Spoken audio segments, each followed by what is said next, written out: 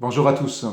Demain, c'est déjà la fête des rameaux. Demain, c'est déjà l'entrée dans la grande semaine sainte, ce cœur de notre foi chrétienne, ce cœur de l'Évangile.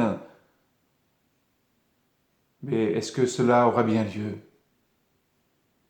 D'une part, notre cœur est peut-être loin de cette fête, pris dans les tourments, dans les soucis, dans l'angoisse du quotidien,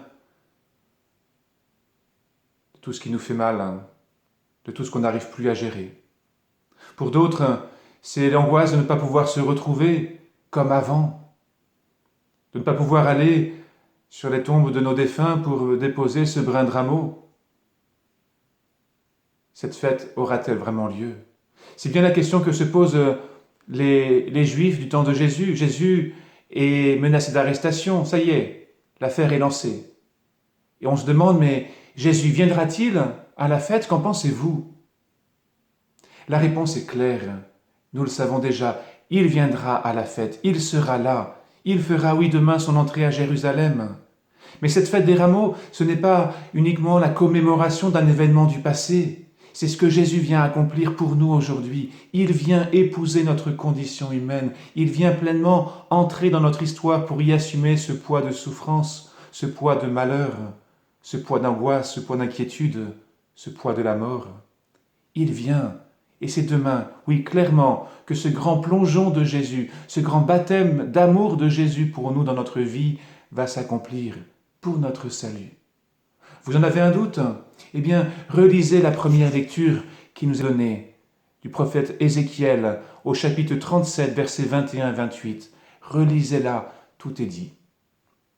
Je vais prendre les fils d'Israël parmi les nations, je les rassemblerai de partout, je les ramènerai sur leur terre, j'en ferai une seule nation, ils n'auront tous qu'un seul roi.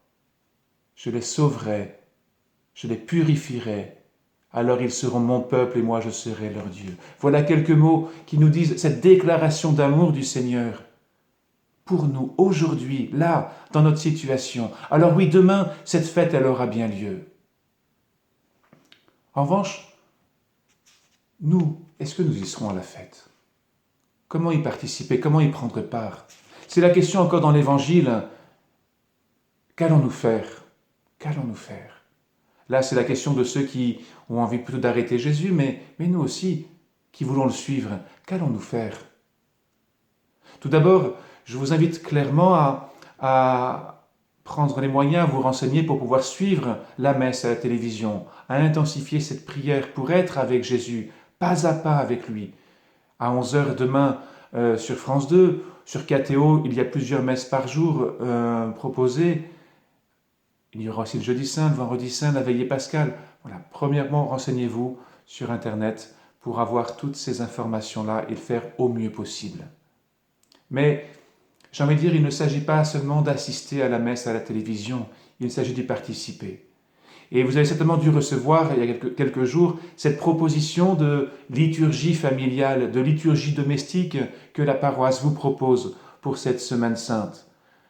Elle se veut humble et simple, mais demandant clairement un choix à poser, une décision à prendre pour pouvoir communier finalement à cette semaine avec Jésus, communier à Jésus qui se donne, à Jésus qui sert, à Jésus qui exulte de joie par la résurrection. Est-ce que vous êtes prêt à le faire? Ouvrez cette feuille, ce feuillet, décidez-le seul ou en famille. Il nous faut, oui, aujourd'hui prendre des résolutions claires si nous voulons avancer avec Jésus. Le troisième point, la messe, cette proposition de la paroisse très concrète. Le troisième point, c'est de se rappeler que si Jésus vient dans cette semaine sainte, jusqu'au Golgotha, jusqu'au vendredi saint, c'est pour se faire serviteur des plus petits, des plus pauvres, de ceux qui peinent, de ceux qui souffrent, de ceux qui sont en train de mourir. Alors si nous voulons suivre Jésus, encore plus cette semaine, n'oublions pas ceux qui peinent, n'oublions pas ceux qui souffrent, n'oublions pas ceux qui connaissent un deuil. Entourons-les par notre affection, par notre prière, par un coup de téléphone, par un message, plus que jamais. Soyons auprès d'eux, puisque Jésus, sur la croix, s'identifie à tous ceux qui peinent, à tous ceux qui souffrent. Alors oui, cette semaine sainte aura peut-être un goût un peu amer, mais elle aura le goût de l'Évangile. Elle aura le goût aussi de Pâques.